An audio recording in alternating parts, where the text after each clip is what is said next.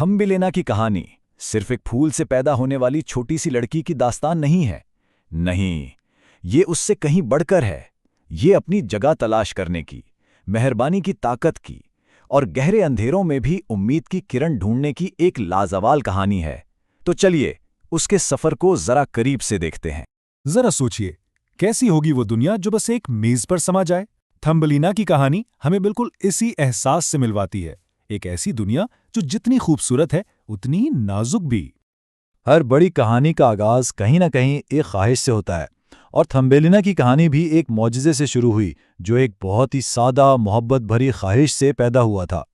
ये अल्फाज थे एक तन्हा औरत के दिल की गहराइयों से निकले हुए, जो बस एक छोटे से बच्चे की आरजू रखती थी, और उसकी यही उम्मीद उसे एक परी के पास ले गई जो जादू से ख्वाहिशें पूरी किया करती थी।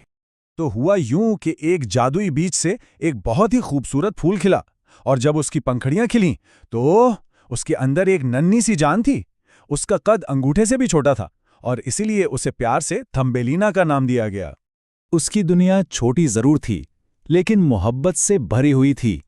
उसका बिस्तर अखरोट का एक चमकदार खौल था, और वो कंबल के तौर पर गुलाब की एक पत्ती ओढ़ती थी।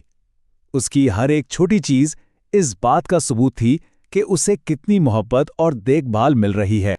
लेकिन परियों की कहानियों में सुकून अक्सर ज्यादा देर नहीं रहता, है ना? एक रात जब वो अपने अखरोट के खोल में बने बिस्तर में सो रही थी, उसकी महफूज दुनिया हमेशा के लिए बदलने वाली थी। रात के अंधेरे में एक बदसूरत मेंढक खिड़की से अंदर आया। उसने सोती हुई थम्बेलिना को देखा और बस फौरन फैसला कर लिया कि ये उसके बेटे के लिए बेहतरीन दुल्हन बनेगी, और वो इसे उसकी महफूज दुनिया से उठाकर ले गया। सोचें, एक तरफ उसके घर की गर्मजोशी और मोहब्बत, और दूसरी तरफ दलदल की वो ठंडी, गीली और खौफनाक हकीकत। उसकी दुनिया एक पल में जैसे जन्नत से जहन्नम बन गई थी। उसे कमल के पत्ते पर तन्हा छोड़ दिया गया जो पानी पर बह रहा था। जब उसकी आंख खुली तो वो अपने घर से बहुत दूर, बिल्कुल तन्हा और शदीद खौफजदा थी। और यहाँ से उसके सफ़र का अगला और शायद सबसे मुश्किल मरहला शुरू होता है, जो मुश्किलात, तनकीद और जिंदा रहने की जिद्दोजहद से भरा हुआ था। कुछ देर के लिए उम्मीद की एक किरण तब नजर आई जब एक भंवरे ने उसे उठा लिया, लेकिन ये उम्मीद भी जल्द ही दम तोड़ गई जब दूसरे भंवरों ने उसे बदसूरत कहकर मुस्तरद कर दिया। इसे एक बार फिर तन्हा छोड़ दिया गया। वक्त गुजरता गया, गर्मियां गुजरीं, फिर खिज़ां आई, और फिर सर्दियों की वो बेरहम ठंड। हर बदलते मौसम के साथ उसकी बका की जंग मजीद मुश्किल होती गई, और दुनिया ज्यादा सर्द और तन्हा। जब वो बिल्कुल हिम्मत हारने के करीब थी, ठंड और भूख से बेहाल, तब उसे खेत की मेहरबान चूहिया ने पनाह दी, जिससे उसे कुछ देर के लिए तहफ़्फ़ुज़ का एहसास हुआ। चूहिया के घर में उसे पनाह तो मिल गई, लेकिन इस पनाह की एक कीमत थी, और यहीं पर कहानी एक बहुत अहम मोड़ लेती है, जहां एक खौफनाक तजवीज़ के बीच उसे मेहरबानी दिखाने का एक मौका मिलता है। खेत की चूहिया ने थम्बेलिना के लिए मंसूबा ये बनाया कि वो उसकी शादी अमीर छिछूंदर से कर दे। इससे उसे एक आरामदेह जिंदगी तो मिल जाती, लेकिन वो जिंदगी हमेशा अंधेरों में कैद रहती। तो अब उसके सामने एक खौफनाक इंतखाब था, या तो बाहर की सर्दी में ठिठर कर मर जाना, या फिर हमेशा के लिए जमीन के नीचे अंधेरों में रहना। क्या यही उसका मुकद्दर था? इसी अंधेरे में थम्बेलिना को एक जख्मी अबाबील मिली।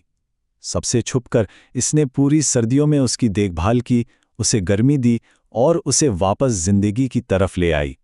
ये मेहरबानी का एक छोटा सा अमल था जो आगे चलकर सब कुछ बदलने वाला था। कहते ना, मेहरबानी कभी रायगा नहीं जाती। अब हम देखते हैं कि कैसे उसका एक छोटा सा नेक अमल उसकी आज़ादी और हकीकी खुशी का जरिया बनता है। ऐन उस वक्त जब थम्बेलिना को जबरदस्ती इस नापसंदीदा शादी के लिए मजबूर किया जा रहा था, वही अबाबील जिसे उसने बचाया था, ड्रामाई तौर पर वापस आ गया। अबाबील ने अपनी जान बचाने का कर्ज उतारने की पेशकश की। ये सिर्फ फरार का एक मौका नहीं था, बल्कि थम्बेलिना के लिए अंधेरे से निकलकर रोशनी में जाने का एक रास्ता था। अबाबील की पीठ पर बैठकर उसने दुनिया को एक नए जाविये से देखा। वो उसे उड़ाकर एक गर्म, फूलों से भरी सरजमीन पर ले गया, एक ऐसी जगह जहां पहली बार उसे लगा कि वो अजनबी नहीं है। यहां उसे ना सिर्फ अपने जैसे लोग मिले, बल्कि उसे पर भी दिए गए, और एक नया नाम भी मिला, माया। आखिरकार इतनी तन्हाई और मुश्किलात के बाद उसे एक ऐसी जगह मिल गई थी जिसे वो सच में अपना घर कह सकती थी। और आखिर में थम्बलीना की ये कहानी हमसे एक सवाल पूछती है, हकीकी अपनाइयत आखिर कहाँ से मिलती है? क्या ये किसी खास जगह में होती है या फिर उन रिश्तों में जो हम मेहरबानी और हमदर्दी से बनाते हैं?